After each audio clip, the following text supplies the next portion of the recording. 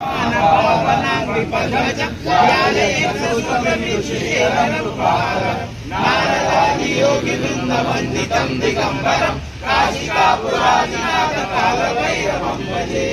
भानुकोटिभास्वरं भवादितारकं नीलकण्ठविच्छिदातदायकं त्रिलोचनं कालकालमम्बुजाक्षमक्षशूलमक्षरं काशिकापुरादिनाथ कालभैरवं भजे।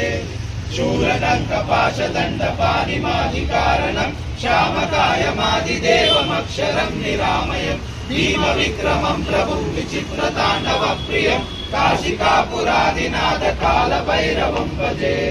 मुक्तिदायकं प्रशस्तचारुविग्रहं भक्तवत्सलं शिवं समस्तलोकविग्रहं निपणं मनोज्ञहेम किङ्किणीरसत्करिं काशिकापुरादिनाथ कालभैरवं भजे।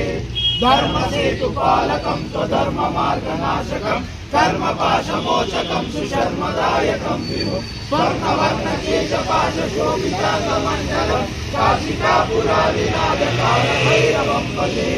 रत्नपादुका प्रभाभिरामपादयुग्मकं नित्यमद्वितीयमिष्टदैवतं निरञ्जनं मृत्युदर्पनाशनं कालदंष्टमोचनं काशिकापुरादिनाथ कालभैरवं भजे। अट्टहासभिन्नपद्मजाण्डकोशसन्ततिं दृष्टिपातनष्टपापजालमुग्रशासनम् अष्टसिद्धिदायकं कपालमालिकाधरं काशिकापुरादिनाथ कालभैरवं भजे।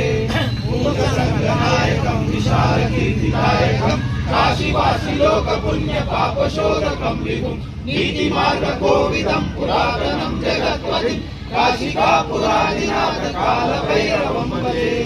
कालभैरवाष्टकं पठन्ति ये मनोहरं ज्ञानमुक्तिसाधकं विचित्रपुण्यवर्धनं शोकमोहदैन्यरोगोपतापनाशनं ते प्रयान्ति कालभैरवाङ्घ्रिसन्निधिं ध्रुवं ते प्रयान्ति कालभैरवाङ्घ्रिसन्निधिं ध्रुवं।